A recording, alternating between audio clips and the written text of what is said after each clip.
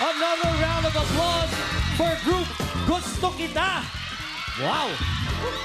Umpisa pa lang to, ha? Ang tanong dito, nagustuhan niyo ba, mga judges? Umpisahan natin kay Kuya Aga. Ibahin ko naman. I'm not gonna comment on your singing and on your performance. Meron lang akong gustong i-advise sa inyong tatlo, no? You know, you guys have come a long way from yung audition time at ngayon, siyam na lang kayo na naglalaban-laban.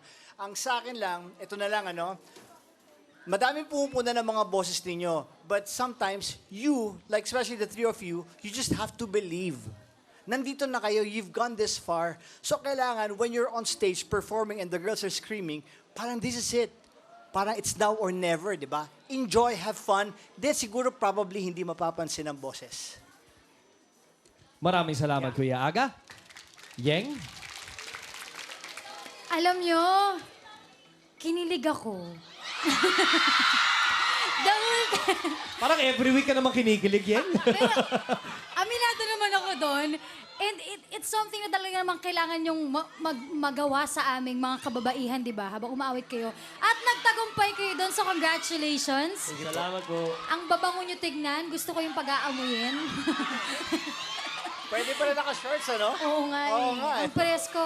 Ito lang, parang ang hirap pumili ng weakest sa inyo para sa akin dahil parang pantay-pantay yung performance nyo ngayong gabi.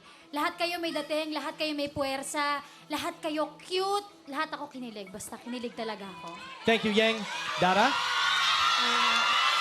Oo nga, parang ang ganda nyo tingnan, parang ang sweet.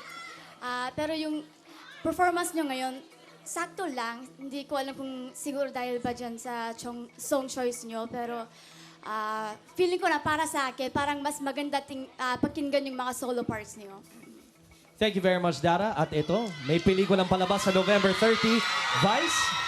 Okay. Kung susumahin mo yung lahat ng sinabi ng tatlo, isa lang ibig sabihin nun.